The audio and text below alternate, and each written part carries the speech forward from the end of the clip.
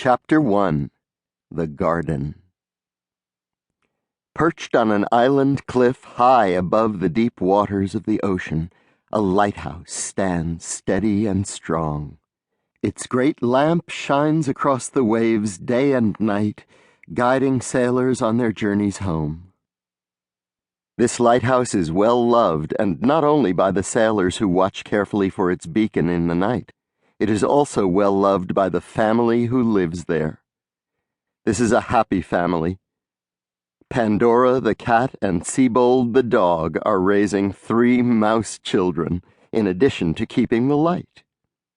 The children are Whistler, Lila, and baby Tiny.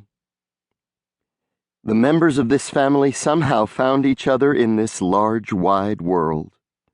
Pandora had lived 4 lonely years as a lighthouse keeper when she discovered Siebold washed upon her shore, battered by the storm that had tossed him there.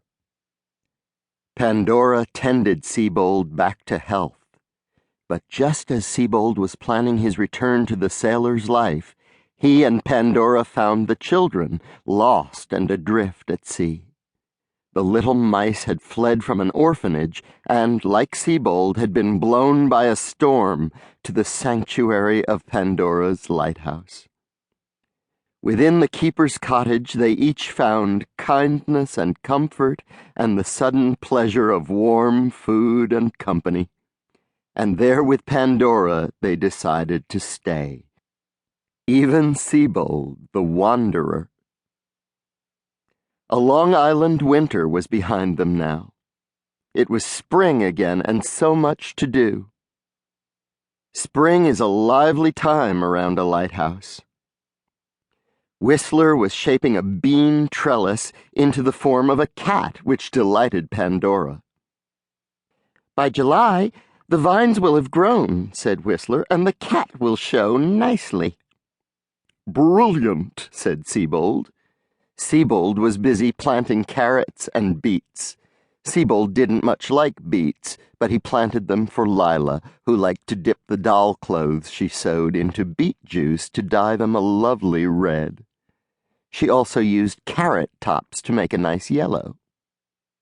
Baby Tiny was big enough now to play in the lighthouse yard.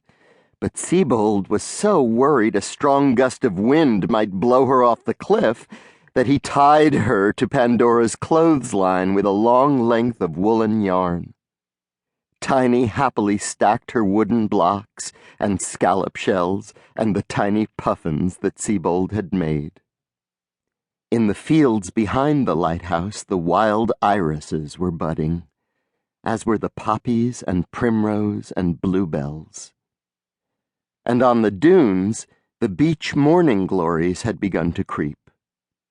In June, when the morning glory vines were thick, Whistler and Lila planned to play hide-and-seek among the white blossoms. For now they were happy to concentrate on Pandora's garden.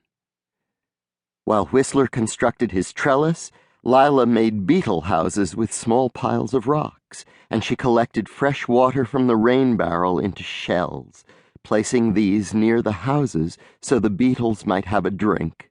Birds, too.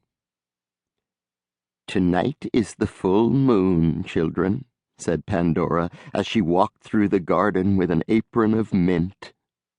"Oh, good," said Lila, settling a shell into the ground. "Everything will glow."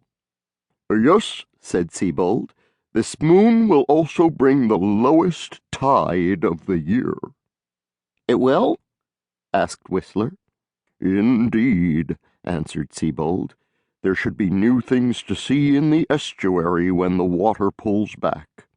"We should explore," said Lila. "Definitely," said Whistler.